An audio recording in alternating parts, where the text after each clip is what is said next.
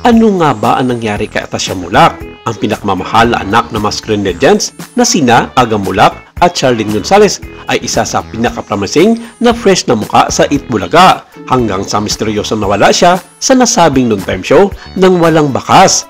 At ngayon, nagsasalita na sa Pinoy Henyo Master, Joey De Leon, isa sa mga original na haligi ng longest running noontime show sa Pilipinas. Sinabi nito na ang lahat ay hindi niya inasahan dahil wala naman nagiging problema sa kanilang samahan at kung paano ituring ng lahat ng mga dabarkad si Atasha sa kanyang naging trabaho sa Itbulaga na umabot mahigit 1 taon din bilang co-host ng nasabing noontime show. Saad niya, hindi namin ito inaasahan. Walang nakakita sa pagdating nito kahit kami. Ngunit ano nga ba ang tunay na bombshell sa isyong ito?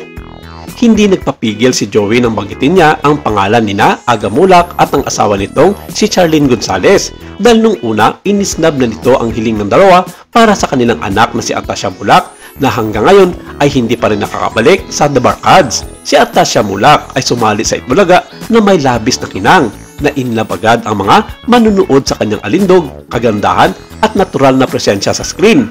Pero marami sa atin, siya ay isang hininga ng sarawang hangin, isang perpektong timpla ng old school star lineage at Gen Z squad.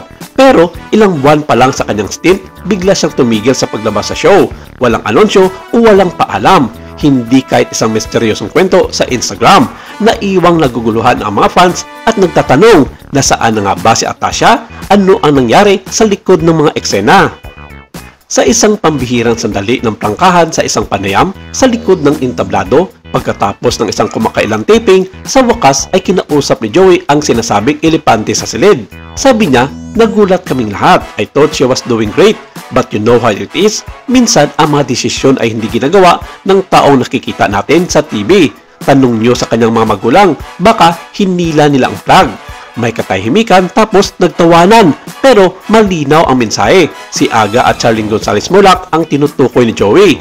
Ang mga source na malapit sa production ay nagpahiwatig na maaaring may mga alalahanin sina Aga at Charlene tungkol sa pressures ng buhay na showbiz sa kanilang anak, lalo na sa tindi na pagtatrabaho sa live na telebisyon. Sabi nito na si Atasha was doing well, but Aga is protective. Said an insiders, he did not like the direction things were going. He may have made a call. Sa social media naman, dinagsa ng mga tagahanga at mga fans ni Atasha at ng Itbulaga ang mga seksyon ng komento ng kalituan at pagkabigo. At ito ang ilan sa mga naging komento ng ilang mga netizens.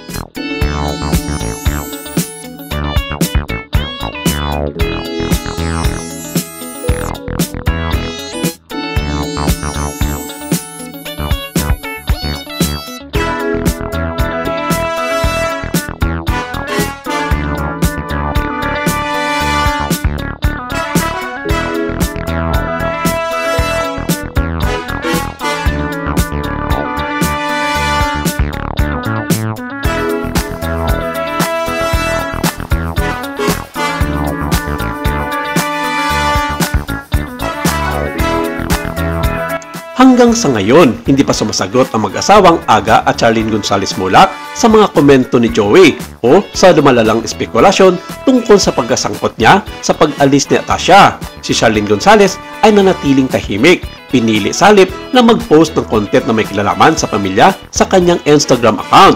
Ang katahimikan ay nagdulot lamang ng higit pang mga teorya at samot-saring mga espekulasyon sa mga fans ni Atasha at ng lahat ng The Barkads.